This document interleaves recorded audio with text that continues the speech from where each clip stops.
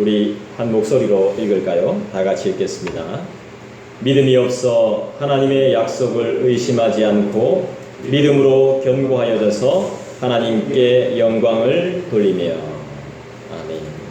오늘은 나의 믿음을 점검하자라는 제목으로 말씀을 나누도록 하겠습니다. 요한복음 20장 27절에도 보면 이런 말씀이 나옵니다.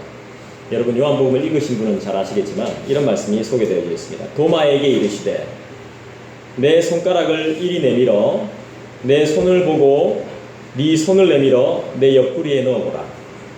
그리하여 믿음이 없는 자가 되지 말고 믿는 자가 되라. 믿음이 없는 자가 되지 말고 믿는 자가 되라. 우리 예수님께서 말씀하십니다. 오늘 저와 여러분은 믿음이 없는 자가 되지 않기를 원하고 믿는 자가 되기를 간절히 축원합니다. 믿음은 실제 말씀대로 했을 때 체험하는 결과입니다. 뭐라고요? 실제 말씀대로 했을 때 내가 체험하게 되는 결과, 말씀대로 살았을 때 내가 경험하는 결과가 바로 믿음이라는 것입니다. 그래서 믿음은 무엇을 전제로 할까요? 순종을 전제로 하는 겁니다. 말도 안 되는 건데 내 생각에는 진짜 말이 안 되는 거예요. 그런데 그 말씀을 순종했더니 체험되어지고 결과로 나타나는 것이 바로 믿음이더라는 거예요. 믿음이 무엇이냐 물으면 순종이라고 말하고 싶어요. 하나님은 살아계시고 성경이 하나님의 말씀임을 믿는다면 말씀대로 행동해야 됩니다. 기도하면 응답하시겠다고 했으면 믿고 기도해서 응답받아야 됩니다. 아멘? 네. 제가 뭐라고 했습니까 방금? 기도하면 응답하시겠다고 분명히 하나님께서 말씀하셨다면 여러분들이 기도해서 응답을 누려야 됩니다. 믿음 없이 괴로워하지 말고 믿음으로 기쁨을 누리십시오. 왜 누구는 응답이 되고 누구는 응답이 안 될까요? 그 차이는 믿고 행동하는 절박함이겠죠. 그죠? 믿음은 실행에 옮길 때 실제가 되고 체험할 수 있습니다. 놀랍습니다. 그죠? 믿음대로 실천해서 믿음 없는 자가 되지 말고 믿는 자가 됩시다. 할렐루야. 우리 양옆에 한번 고백합시다. 믿음대로 실천해서 믿음 없는 자가 되지 말고 믿는 자가 됩시다. 우리 한번 고백하시죠. 너무 긴가? 믿음대로 실천해서 믿는 자가 됩시다. 여러분 우리는 개혁신학을 따릅니다. 개혁신학을 따르고 개혁주의 신학에 몸을 바치는 사람들입니다. 저는 또 배운 게 개혁주의 신학이고, 근데 자유주의 신학이 있습니다. 자유주의 신학이 뭐냐? 개혁신학도 잘 모르는데 자유주의 신학이 뭐냐? 이렇게 묻는다면 간단해요. 간단히 말하면 18세기경에 나타난 겁니다. 이 자유주의 신학은요, 성경을 믿음의 눈으로 보거나 교리적인 차원에서 보지 않습니다. 성경을 믿음의 눈으로 보지 않아요. 교리적인 차원에서 보지 않아요. 심하게 이야기하면 성경을 신화라고 이야기해요. 신화가 뭐죠? 예전부터 내려오는 이야기인 거예요. 우리 대구에 개혁주의 신학교가 어디 있죠? 제가 졸업한 대신대. 그 다음에 자유주의 신학교가 어디냐 하면 계명대에 신학과가 있어요. 지금 이제 기독교 학부로 바뀌었지만 그 안에 신학과가 존재해요. 그 학교는 자유주의 신학을 추구하는 학교예요. 원래는 안 그랬어요. 계명대가. 계명, 하나님의 계명이잖아요. 그죠? 그런 아주 정신이 좋은 학교였습니다. 근데 커지고 뭐 이런저런 일이 있으면서 사람들이 바뀌고 하면서 좀 신학이 좌경화됐어요. 일단 성경을 믿음의 눈으로 보지 않아요. 교리적인 차원에서도 보지 않아요. 교리는 성경을 해석하는 도구예요. 교리는. 그래서 우리는 교리 공부를 하는 거예요. 경험이나, 그럼 어떻게 보냐 하면 성경을 어떤 눈으로 보냐 하면 경험이나 사람의 이성을 통해서 성경을 해석해요. 이 말씀이 나에게 경험되어지지 않으면 이 말씀은 하나님의 말씀이 아닌 거예요. 맞는 말이에요? 틀렸죠?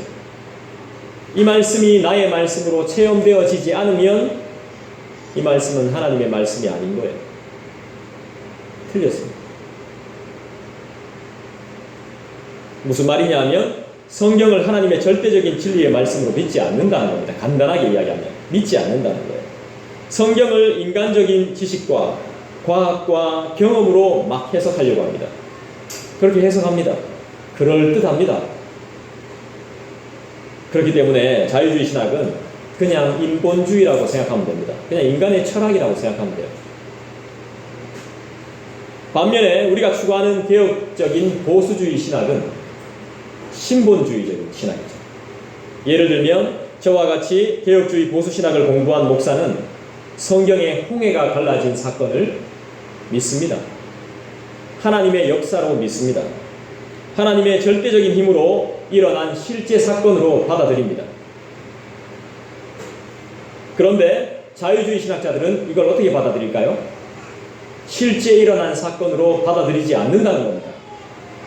여러분들은 어떻게 생각하십니까? 하나님이 홍해를 갈라놓은 사건을 실제로 받아들여요? 아니면 그냥 이야기로 생각해요? 아니면 상징으로 생각해요? 그냥 꾸며낸 이야기라고 생각합니까? 이게 바로 왜곡인 거예요. 성경을 왜곡하는 거예요. 그렇기 때문에 그들은 성경을 하나님의 정황무오한 말씀으로 믿지 않습니다. 성경을 믿지 않으니까 동성애를 죄라고 말하지 않습니다.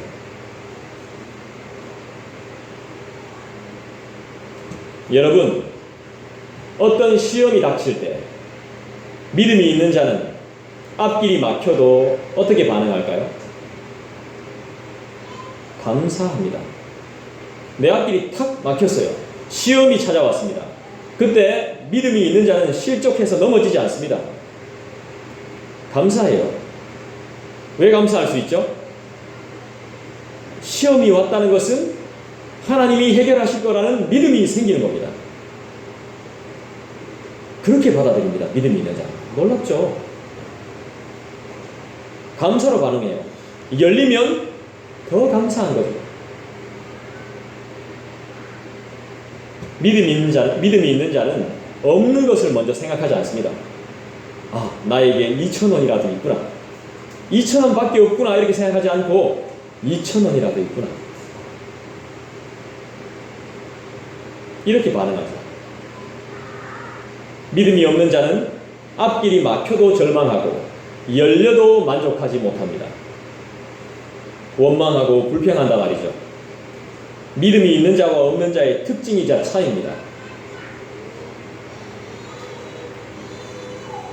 믿음이 없는 자는 길이 탁 막혔을 때 무슨 말이 먼저 나오냐 하면 영어의 알파벳의 A와 C가 먼저 나와요. 어쩔 수 없습니다. 믿음의 반응인 것이죠. 믿음이 있는 자는 하나님께 더욱더 나가려고 노력해요. 그런데 믿음이 없는 자는 어떻게 합니까? 하나님께 더욱더 멀어지려고 노력을 합니다. 하던 직분도 내려놓고 교사도 내려놓고 성가대도 내려놓고 심지어는 교회도 내려놓고 주일 예배도 내려놓고 수요 예배도 내려놓고 새벽 기도도 내려놓습니다. 믿음이 있는 자는 어려움이 올수록 하나님께 매달려요. 그런데 믿음이 없는 자는 어떻게든 내 힘으로 해결해 보려고 합니다.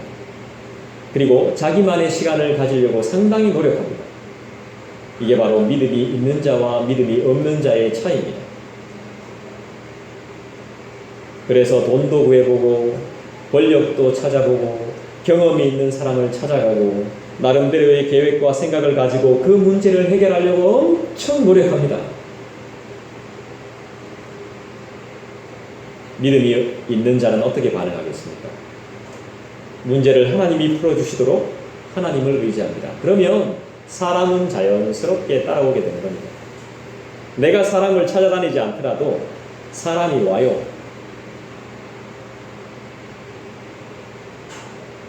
그분이 일하시는 게 내가 일하는 것보다 100배 낫다는 것을 알기 때문이죠.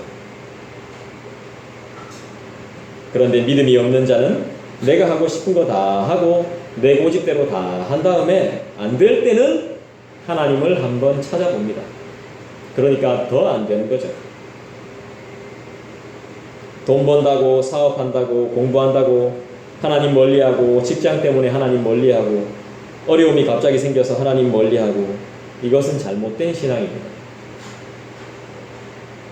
힘이 들수록 하나님을 더욱더 가까이 하는 삶의 자세가 바로 하나님이 찾으시는 믿음 있는 자의 처신입니다. 처신.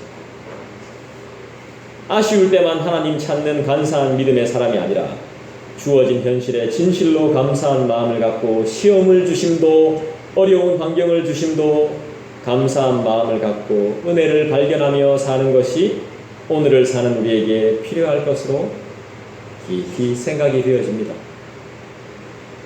예수님은 이방인들에게도 은혜를 베푸셨습니다. 가나안의 여인의 믿음을 칭찬하셨고 병들어 고통하는 많은 자들을 고치셨고 오병이어와 칠병이어의 사건으로 그들을 먹이셨습니다. 여러분, 예수님은 의사, 병을 치료하기 위해서 오신 의사가 아닙니다. 물론 우리의 치료자가 되시죠. 그 다음에 못 먹는 자들을 먹이시기 위해서 오신 자선사업가도 아닙니다. 우리의 기도에 무조건 응답하셔야 한다는 알라딘 램프의 요정 같은 지니도 아니란 말입니다. 우리 하나님은 도대체 어떤 분이십니까? 예수님은 믿는 자나 믿지 않는 자들에게 행하신 기적이 거의 차별이 없었습니다. 특히 예수님은 가나안 여인의 믿음이 크다고 칭찬하셨어요. 이 여인은 예수님을 향해서 주님이라고 또한 다윗의 자손이라고 불렀으며 자신의 딸이 악한 영에 들렸기 때문에 불쌍히 여겨달라고 호소합니다. 하지만 예수님은 이 여인에게 한마디도 대답하지 않았습니다.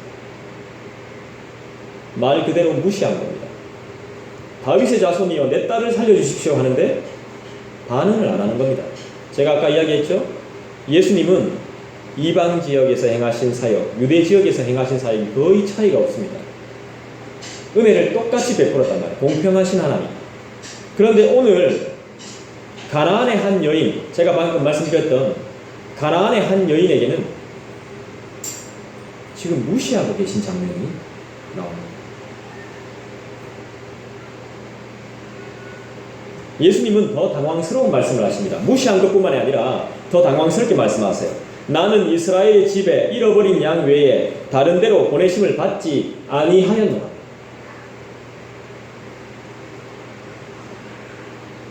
이방인을 위해서 오시지 않았다고 하시는 겁니다. 그래도 이 여인은 예수님께 도움을 계속 호소합니다. 주여, 저를 도와주옵소서. 하지만 예수님은 더 모욕적인 말씀을 하십니다. 자녀의 떡을 취하여 자녀가 먹는 떡을 가져서 자녀가 지금 먹고 있는 떡을 가지고 개에게 주는 자가 없다 이렇게 말합니다. 예수님이 여인을 무시하고 처음에 그 다음에 나는 이스라엘의 잃어버린 양 외에는 이라고 또 무시하고 내 자녀에게 주는 떡을 취해서 개에게 주는 일이 없다고 또 세 번째 무시해버립니다. 여러분이라면 어떻겠어요? 예수님 믿어보겠다고 예수님의 능력을 체험해보겠다고 믿음으로 나왔는데 이런 말을 듣습니다. 세 차례. 너와 상관없다, 상관없다, 상관없다. 나는 너와 상관없다 라는 이런 말을 들었을 때는 여러분은 어떤 반응을 보이시겠어요?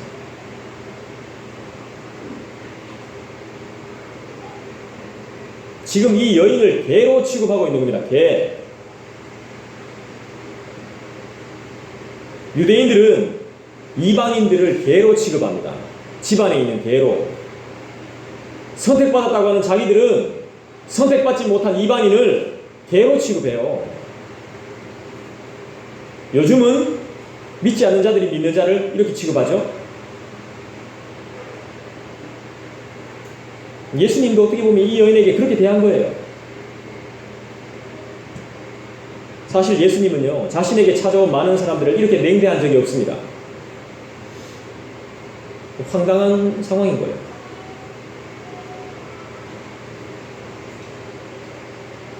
그러자 이 여인이 어떻게 반응합니까? 여러분 성경 내용 기억하세요. 이거 다 설교 들어보신 거예요, 여러분. 주여, 다 옳습니다. 이 여인이 이렇게 말해요. 주여, 다 옳습니다.